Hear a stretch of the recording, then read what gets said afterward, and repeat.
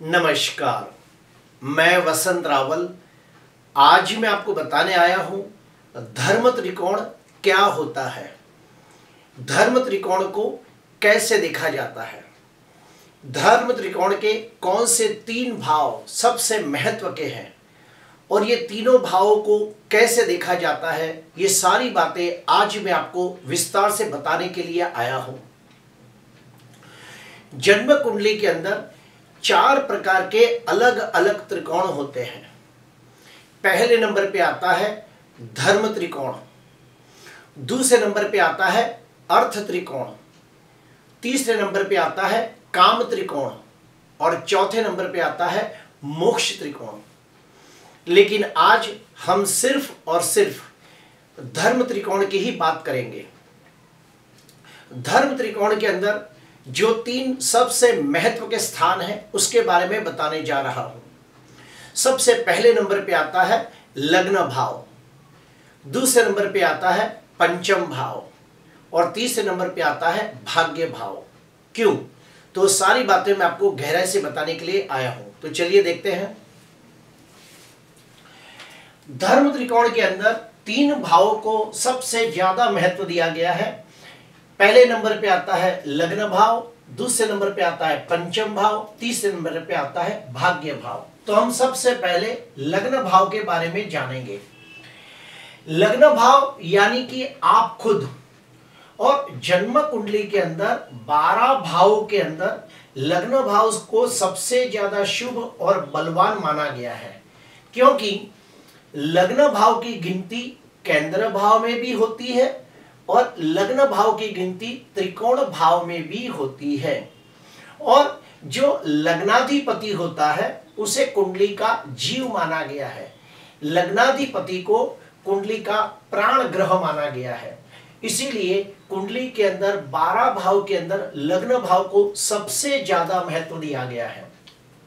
और मैं आपको बता दूं कि लग्न भाव को देखकर ही हमें पता चलता है कि व्यक्ति का रूप रंग कैसा होगा, व्यक्ति का शारीरिक गठन कैसा होगा, व्यक्ति का नाक नक्शा कैसा होगा, व्यक्ति का प्रभाव, पर्सनालिटी और व्यक्तित्व कैसा होगा, व्यक्ति के आचार विचार संस्कार कैसे होंगे, व्यक्ति कितना बुद्धिमान गुणवान तेजस्वी होगा, उसका आत्मबल कैसा होगा, उसका सोचने का दृष्टिकोण कैसा होगा और उसकी दूरंदेशी कैसी होगी। ये सारी बातें लग्न भाव से पता चलती है। अगर कुंडली के अंदर लग्न भाव बलवान हो तो धर्म त्रिकोण का सबसे पहला और सबसे इंपॉर्टेंट भाव बलवान हो गया, तो ऐसे व्यक्ति धर्म के क्षेत्र के अंदर निश्चित तौर पे ऊंचाइयां प्राप्त करते हैं। धर्म त्रिकोण के अंदर दूसरे नंबर का सबसे इंपॉर्टेंट भाव होता है पंचम भाव, यानी कि 5वां भाव। क्यों? क्योंकि जो 5वां भाव है ये संतानों का भी भाव है, बुद्धि का भी भाव है, गत जन्म का भी भाव है। और पंचम भाव को देखकर हमें पता चलता है कि व्यक्ति कितना बुद्धिमान गुणवान तेजस्वी प्रभावशाली प्रतिभाशाली होगा। व्यक्ति की कुंडली देखकर, पंचम भाव को देखकर हमें पता चलता है कि ये व्यक्ति की ग्रहण शक्ति कितनी अच्छी होगी, ये व्यक्ति की स्मरण शक्ति कितनी बलवान होगी, ये व्यक्ति की तर्क बुद्धि कितनी प्रबल होगी, ये व्यक्ति का शिक्षण यानी कि एजुकेशन कैसा होगा, ये व्यक्ति ने पिछले जन्म में अच्छे कर्म किए होंगे या बुरे कर्म किए होंगे, ये व्यक्ति को पिछले कर्मों के वजह से इस जन्म के अंदर पुण्य की प्राप्ति होगी या पाप की प्राप्ति होगी।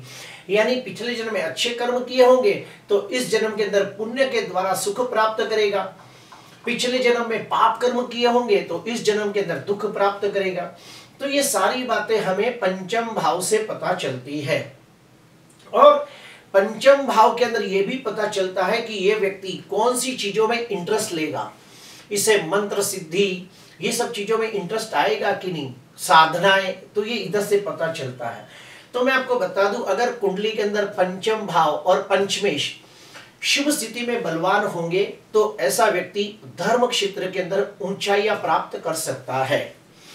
अभी आते हैं हम तीसरे नंबर पे। धर्म त्रिकोण के अंदर तीसरे नंबर का सबसे इंपॉर्टेंट भाव अगर कोई है तो वो है नवम भाव। क्यों? क्योंकि नवम भाव हमारे पिता का भाव है। नवम भाव से हमारा भाग्य, किस्मत, नसीब को देखा जाता है। भाग्य भाव ये सबसे धार्मिक भाव माना गया है, क्योंकि नवम भाव को देखकर पता चलता है कि व्यक्ति को पूजा पाठ करना, होम हवन करना, दान पुण्य करना, यात्रा, तीर्थ यात्रा करना अच्छा लगेगा या नहीं। ये व्यक्ति साधु, संत, महात्मा, ब्राह्मण, गुरु, पुजारियों को मान सम्मान दे पाएगा या नहीं। इसे यात्रा, तीर्थ यात्रा, देवस्थान पे जाना अच्छा लगेगा कि नहीं। ये व्यक्ति के हृदय में कितनी श्रद्धा है, कितनी भक्ति है, कितना विश्वास है, ये सारी बातें हमें नवम भाव से पता चलती है। नवम भाव को देखकर हमें पता चलता है कि ये व्यक्ति को धर्म के प्रति कितनी आस्था है, ईश्वर के प्रति कितना अटूट विश्वास है, ये व्यक्ति ज्ञान अर्जित कर पाएगा या नहीं, धर्म के क्षेत्र में आगे बढ़ पाएगा या नहीं, ये सारी बातें यहां से पता चलती है। नवम भाव को देखकर और नवम भाव के स्वामी को देखकर हमें पता चलता है कि ये व्यक्ति को वेद, शास्त्र, पुराणों का ज्ञान प्राप्त करना अच्छा लगेगा कि नहीं। अगर मान लो भाग्याधिपति बलवान होकर बैठा हो तो ऐसे व्यक्ति को मेडिटेशन, योग, साधना, मंत्र सिद्धि जैसे विषयों में बहुत रुचि आएगी। ये व्यक्तियों को आत्मचिंतन, आत्ममंथन, तत्वज्ञान, ब्रह्म ज्ञान जैसी चीजों में इंटरेस्ट आएगा। ये व्यक्ति कुंडलिनी शक्ति को जागृत करने के बारे में सोचेगा और दार्शनिक बनेगा। तो मेरा कहने का मतलब ये है कि अगर कुंडली के अंदर लग्न भाव, पंचम भाव और भाग्य भाव, फिर से कहूंगा, अगर जन्म कुंडली के अंदर लग्न भाव, पंचम भाव और भाग्य भाव, अगर ये तीनों भाव के स्वामी शुभ स्थिति में बलवान हो, अर्थात लग्नाधिपति, पंचमाधिपति, भाग्याधिपति, ये तीनों भाव के स्वामी स्वगृही, मित्र क्षेत्री, उच्च के होकर केंद्र में, त्रिकोण में या फिर दूसरे 11वें भाव में बैठे हो, तो निश्चित तौर पे ऐसे व्यक्ति धर्म के क्षेत्र में ऊंचाइयां प्राप्त करते हैं और धर्म को सही मायने में वो जान पाते हैं और अपने जीवन में धर्म को उतार पाते हैं और अपने जीवन को सार्थकता की तरफ लेके जा सकते हैं। अगर कुंडली के अंदर पहला भाव, पांचवा भाव और नौवा भाव अर्थात लग्नेश, पंचमेश और भाग्येश, इन ग्रहों की आपस में युति, प्रतियुति या दृष्टि योग बनता हो या इन ग्रहों से कोई राजयोग बनता हो, तो भी ऐसे व्यक्ति धर्म क्षेत्र के अंदर ऊंचाइयां प्राप्त करते हैं, मान सम्मान, पद प्रतिष्ठा की प्राप्ति करते हैं। आपको मैं और एक गहरी बात बताना चाहता हूं कि धर्म त्रिकोण के अंदर एक खास बात मैंने देखी है कि जो तत्व की राशि लग्न भाव में हो, वही तत्व की राशि पंचम भाव में भी होती है, वही तत्व की राशि नवम भाव में भी होती है।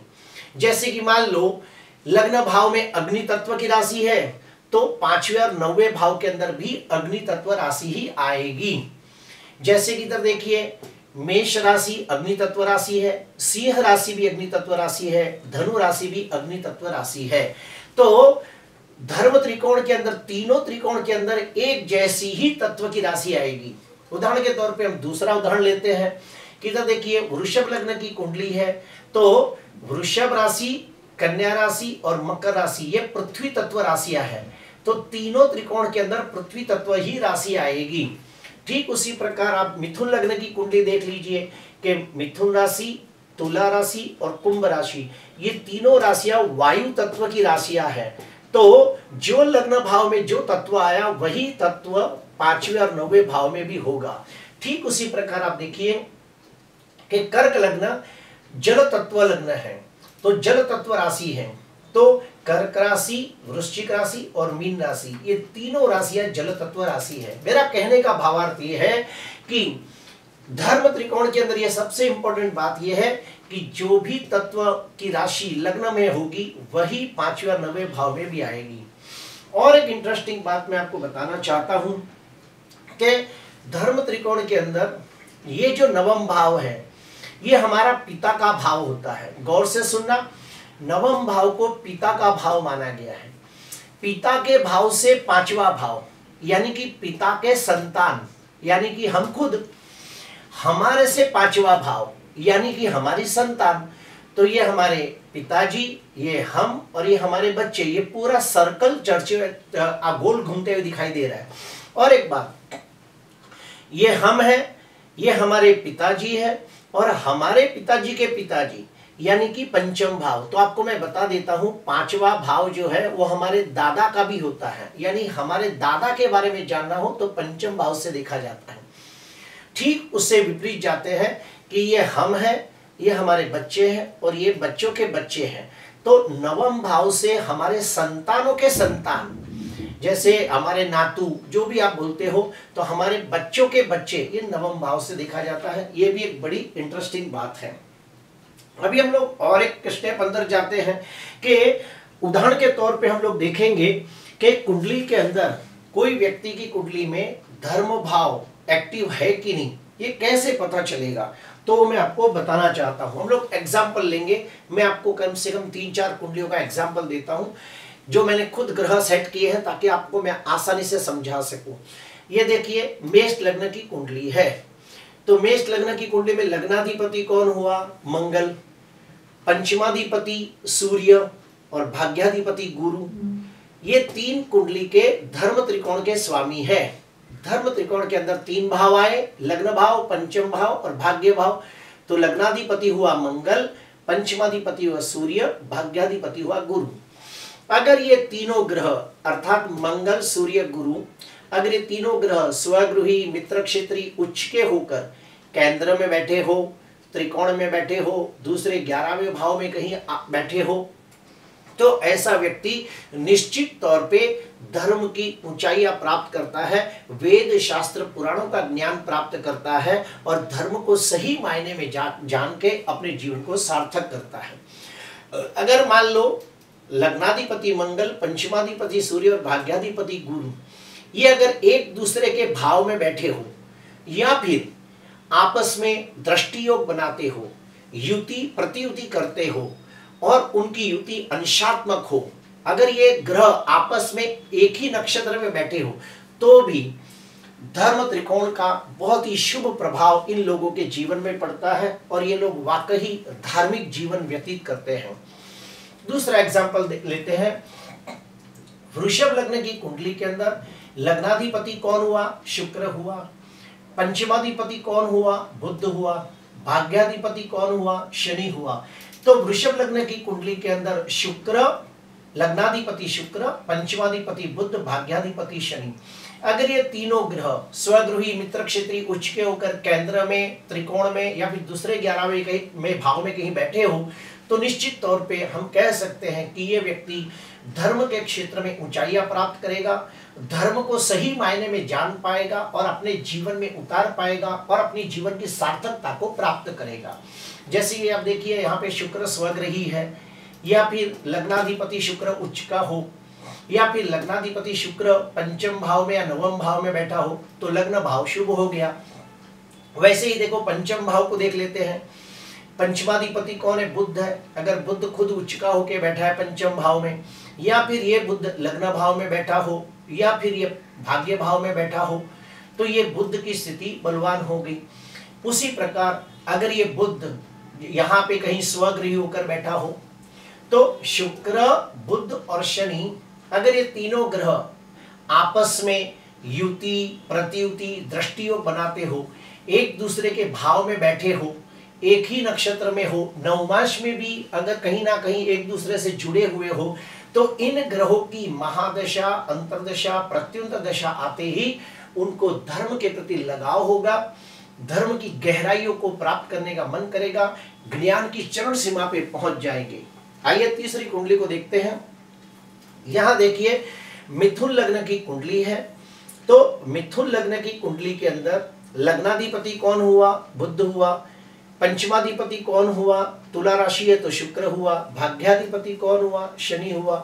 तो अगर मान लो, काफी बार ऐसा होता है कि इन तीनों भाव के स्वामी अगर कमजोर हो, यानी कि लग्नाधिपति, पंचमाधिपति, भाग्याधिपति, ये तीनों भाव के स्वामी अगर नीच राशि में निर्बल हो, या फिर 6वें, 8वें, 12वें भाव में पीड़ित होते हो, या फिर राहु के साथ कोई खराब योग निर्माण करते हो, तो तो हम कहेंगे कि इस व्यक्ति को धर्म त्रिकोण का कोई भी लाभ न होगा।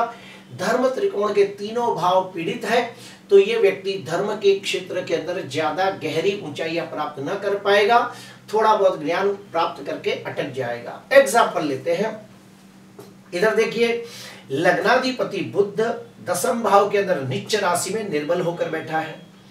भाग्याधिपति शनि 11वें भाव में नीच का होकर बैठा है। ठीक उसी प्रकार पंचमाधिपति शुक्र भी नीच का है।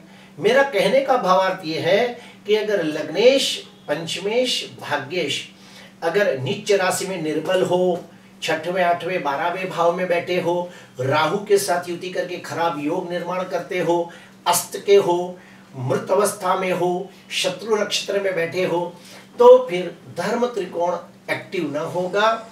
धर्म त्रिकोण के तीनों भाव पीड़ित होने की वजह से वो व्यक्ति धर्म के क्षेत्र में ऊंचाइयां प्राप्त न कर पाएगा। दूसरा एग्जाम्पल लेते हैं, इधर देखिए कि कर्क लग्न की कुंडली है तो लग्नाधिपति कौन हुआ? चंद्र। पंचमाधिपति देखिए पंचम भाव में वृश्चिक राशि तो पंचमाधिपति मंगल हुआ। भाग्याधिपति कौन हुआ? गुरु हुआ। और मजे की बात यह है कि आप हमेशा देखना धर्म त्रिकोण के अंदर लग्न भाव, पंचम भाव और भाग्य भाव ये तीनों के स्वामी हमेशा मित्र होंगे। आप कोई भी कुंडली उठा के देख लो, आप कोई भी लग्न को देख लो, कोई भी कुंडली उठा के देख लो, पहला भाव, 5वां भाव और 9वां भाव ये तीनों के स्वामी हमेशा एक दूसरे के परम मित्र होंगे। और एक इंटरेस्टिंग बात कि जब भी आप अपनी कुंडली किसी अच्छे ज्योतिषकार को दिखाने जाते हो तो आपको लग्नाधिपति का रत्न पहनने को कहेगा, पंचमाधिपति का रत्न पहनने को कहेगा या फिर भाग्याधिपति का रत्न पहनने को कहेगा। 99% ज्योतिषकार आपको धर्म त्रिकोण के 3 जो त्रिकोण होते हैं उनके जो स्वामी होते हैं उसी के रत्न पहनने की सलाह देते हैं, क्योंकि वो तीनों 3 ग्रह आपकी कुंडली के कारक होते हैं, योग कारक होते हैं, राजयोग कर्ता ग्रह होते हैं। फिर से मैं कहूंगा, अगर आपने न सुना हो तो आप अपनी कुंडली कोई भी विद्वान ज्योतिषकार के पास लेके जाओगे और आप उन्हें कहोगे कि मुझे रत्न पहनने की सलाह दीजिए, तो 99% ज्योतिषकार लग्नाधिपति, पंचमाधिपति और भाग्याधिपति ये तीनों भावों के जो स्वामी ग्रह होंगे उसी के रत्न पहनने की सलाह देगा। क्यों? क्योंकि इन तीनों भाव के जो स्वामी होते हैं वही कुंडली के कारक ग्रह होते हैं, योग कारक ग्रह होते हैं, राजयोग कारक ग्रह होते हैं।